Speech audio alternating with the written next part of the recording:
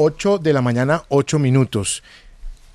En las últimas horas se ha conocido por parte del gobierno electo de Gustavo Petro el nombramiento de Alejandro Gaviria como ministro de Educación.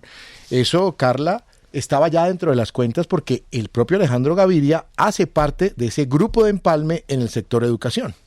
Sí, así es. Uno podría decir que estaba cantado porque además él lo apoyó en campaña, Alejandro Gaviria, y pues, como usted lo decía, coordinó ese equipo de empalme.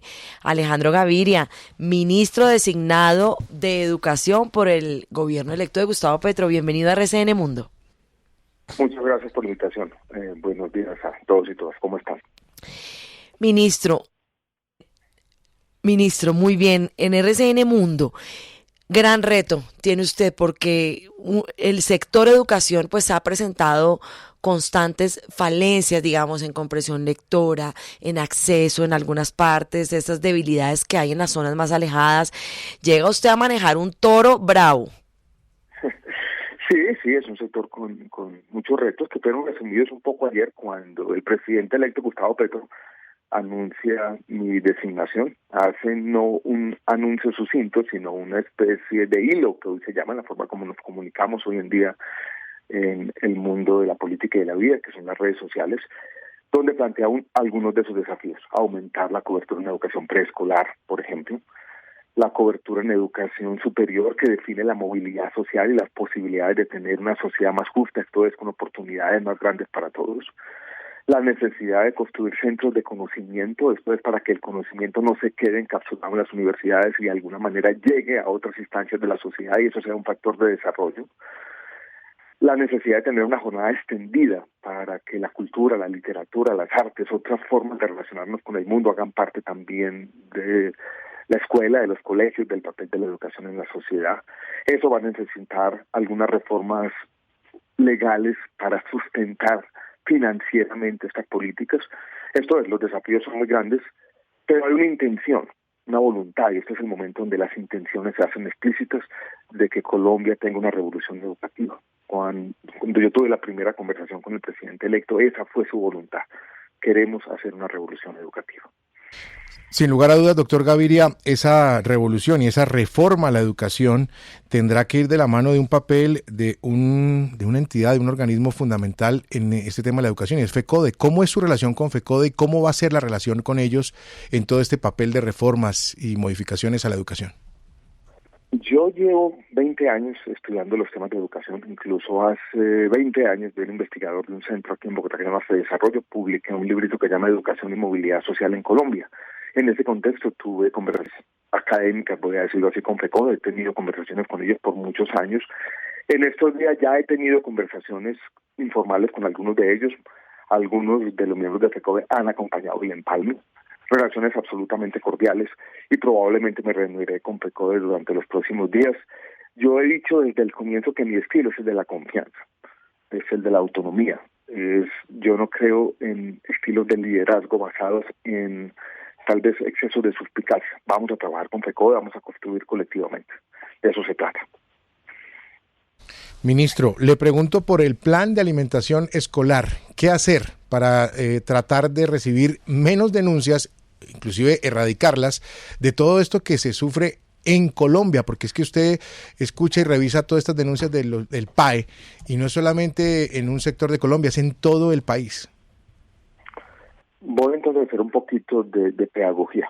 El Ministerio de Educación Nacional creó una unidad especial que se llama la Unidad Administrativa Especial para la Alimentación Escolar, la UAPA.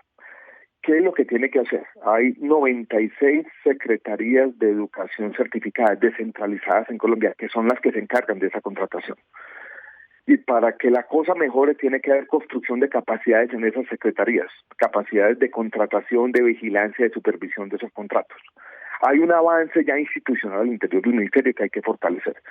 Y ahí me preocupa, por supuesto, el tema de la corrupción, pero también un tema más complejo. Hay 10 de esas secretarías que no han contratado todavía el PAE. Esto no le está llegando alimentación a los niños. Ahí hay que hacer un énfasis inmediato. Básicamente, como es un sistema descentralizado, lo que necesita hacer el ministerio es acompañamiento, conversaciones permanentes, fortalecer esas capacidades de contratación, trabajar con las regiones, estar pendiente todo el tiempo ya hay un esbozo, dijéramos, de institucionalidad que tendremos que fortalecer plenamente durante el próximo gobierno. Ministro, otro tema que preocupa relacionado con el sector de la educación en Colombia, especialmente a los jóvenes, es el ICETEX. ¿Cómo va a manejar el tema de los créditos del ICETEX? ¿Qué hacer con el ICETEX durante el gobierno del presidente electo Gustavo Petro? Voy a dividir la respuesta en dos partes. Una primera de corto plazo que me preocupa y es, hay dos grupos de jóvenes que hoy en día enfrentan una situación muy difícil. Uno son los beneficiarios de estos programas de becas, Serpilo Paga y Generación E, sobre todo el primero, Serpilo Paga, que tuvieron problemas. Recibieron el subsidio, no pudieron terminar la carrera, desertaron en el quinto semestre y hoy tienen deudas impagables. Ahí tenemos que buscar los mecanismos jurídicos, legales, presupuestales para hacer una condonación. Eso no tiene sentido. Yo creo que esto tiene que hacerse y quiero hacerlo rápido. Segundo, tenemos otro tipo de estudiantes que sí terminaron sus estudios, pero no han podido conseguir trabajo. Y ya comienza a tener deudas que no pueden pagar. Ahí también hay que buscar formas de beneficios para esos estudiantes, de extender los plazos, de trabajar con ellos, de entender esa heterogeneidad. En el mediano plazo yo creo que hay que fortalecer el ICETEX, sus mecanismos de fondeo, la forma como opera para tener condiciones financieras mucho más favorables para los estudiantes. Recordemos que hay 1 millón de beneficiarios o personas que hoy en día se benefician en un sentido general del ICETEX. El gobierno del presidente Duque deja avanzado el tema de la gratuidad en la educación. Hay un número importante, significativo de jóvenes que se han visto beneficiados en el tema de la gratuidad. ¿Cómo lo van a mantener ustedes en el gobierno? Universidad pública, gratuita y de calidad. Sí, está avanzado el tema de la gratuidad en dos dimensiones, el de la gratuidad de la matrícula, pero también paralelo a eso, como parte del programa Generación E, en un componente que el Ministerio llama de equidad, hay un subsidio de manutención, eso se va a mantener. Nosotros ya miramos la realidad presupuestal, hay recursos dispuestos para el 2022. En el borrador de presupuesto general de la Nación para el 2023 hay algunos recursos ya esbozados allí, probablemente vamos a tener que aumentar algunos de ellos. Ese programa se va a mantener y fortalecer.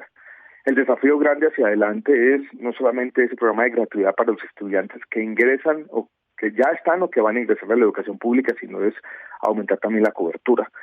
¿Qué implica? Estuvo mencionado también por el presidente electo Gustavo Petro de ayer, hacer un énfasis grande en la infraestructura universitaria, sobre todo en algunas regiones del país. Él dice que se puede hacer, por ejemplo, con la Agencia Nacional de Infraestructura.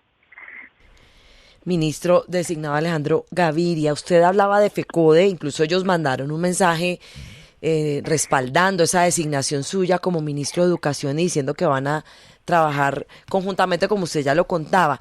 Pero, ¿qué decir frente a esas críticas que se han hecho a FECODE en gran parte lo señalan como de ideologizar en los colegios a los estudiantes? ¿Cómo hacer para calmar esas preocupaciones que genera FECODE en cierto sector de la ciudadanía colombiana? Yo creo que lo primero es entender lo que ocurre. Primero, yo hablé y lo dije hace un rato, dignificar ese papel de los maestros y maestras es fundamental. Eso es fundamental en cualquier sociedad y es fundamental en cualquier sociedad que se quiera llamar justa y que se quiera llamar decente, y ahí quiero poner un énfasis. Hay preocupaciones puntuales con FECODE, las hubo durante la pandemia, por ejemplo, con tal vez las demoras en llegar a la educación presencial, hay preocupaciones en esto que llaman ideologizar, que no me parecen, son casos particulares, específicos, una historia aquí y allá que después se replica y se maximiza. Vuelvo y repito, mi función como ministro de Educación es trabajar con ellos, confiar, ver algunos de los problemas, también hablar con los padres de familia y tomar decisiones en un ámbito de confianza que lleve al fortalecimiento de la educación pública de Colombia, que pasa necesariamente en cualquier escenario por reconocer socialmente, no solo desde el ministerio, sino como sociedad, como una forma de transformación cultural, ese trabajo de los maestros y maestras. Ministro, hay una pregunta clave porque no es un secreto y es ampliamente conocido, sobre todo en las redes sociales, que se mueven tantos temas y que ahora los funcionarios pues a veces inician rifirrafes y debates en estas redes sociales, que usted tuvo ciertos temas con la ministra designada de Salud Carolina Corcho. Carolina Corcho, sí Carolina señor. Corcho, sí. Usted tuvo unos rifirrafes con ella. ¿Qué va a hacer cuando la vea en el primer Consejo de Ministros? Sobre todo porque fue con una cifra de unos fallecidos que usted incluso la rectificó. Sí, le voy a contar una anécdota, un tema. Es el ministro de Salud y la ministra de Educación se sientan al lado en el Consejo de Ministros. Así, cuando yo fui ministro de Salud, tenía al lado la ministra de Educación, entonces nos va a tocar sentarnos al lado. Tuvimos una discusión sobre la interpretación de una cifra del Instituto Nacional de Salud de muertes evitables, que me parece que ella estaba haciendo una asignación a unas muertes evitables como si fueran responsabilidad del Sistema General de Seguridad Social en Salud. El país está viviendo en estos últimos días o semanas, yo creo que un ambiente distinto, basado tal vez en esa idea del acuerdo nacional. Hubo una reunión entre dos personas que fueron contradictores políticos, el presidente Álvaro Uribe y el presidente Gustavo Petro. Yo toda mi vida como rector universitario, en mis intervenciones, en mis libros, he defendido lo que me gusta llamar el pluralismo. Esto es que visiones diferentes del cambio social, de la vida, de la sociedad, de cómo debemos conducir las políticas públicas, pueden coexistir y pueden alimentarse. Me gusta eso, no me gusta el dogmatismo, me gusta incluso esa capacidad que debemos tener todos, que es democrática, de tener cierta provisionalidad en nuestras opiniones. Va a haber seguramente espacios en los consejos de ministros para discutir de manera colectiva algunos temas de políticas públicas. Yo voy a presentar mi visión con respeto. La reitero aquí, yo creo que el sistema de salud de Colombia debe mejorarse, no va a acabarse plenamente. Probablemente vamos a tener discusiones y yo lo voy a hacer en ese ánimo, en el ánimo del pluralismo, en el ánimo del respeto y en el ánimo de decir hay visiones diferentes que pueden sentarse en la misma mesa, pueden coexistir y pueden incluso mejorarse una y la otra. Claro, ministro, es decir, ¿ya se vieron y ya se fumaron la pipita de la paz? No, nos vimos ahí de manera muy casual, entrando a una reunión de empalme, nos saludamos bien, cordialmente, pero no hemos tenido todavía una conversación sobre estos temas. Seguramente eso pasará después del 7 de agosto. Alejandro Gaviria, nuevo ministro designado de Educación por el gobierno electo de Gustavo Petro. Seguiremos en contacto con usted. Muchas gracias por estos minutos con RCN Mundo. Vlado tiene aquí un apunte final, ministro, un segundito. No. Bueno, perfecto. Hola, Vlado. Ministro, buenos días. Lo que pasa es que ahí por lo menos en su familia se reduce el desempleo en un 50%, después de que en campaña los dos quedaron en la calle. Ay, Vlado. Ay. Ya Carolina ya estaba trabajando por ahí, tenía una junta directiva, estaba sí, pero se reduce un poco el desempleo en la familia. Ahí vamos. Usted aportó esas cifras de mejora en el DANE. Lo importante en cualquier familia, más allá de ya lidiaremos con los temas económicos, es el amor, y ese ha crecido con todas estas vicisitudes. ¿Y su salud, ministro, cómo va? Mi salud está bien. Yo tengo ahora...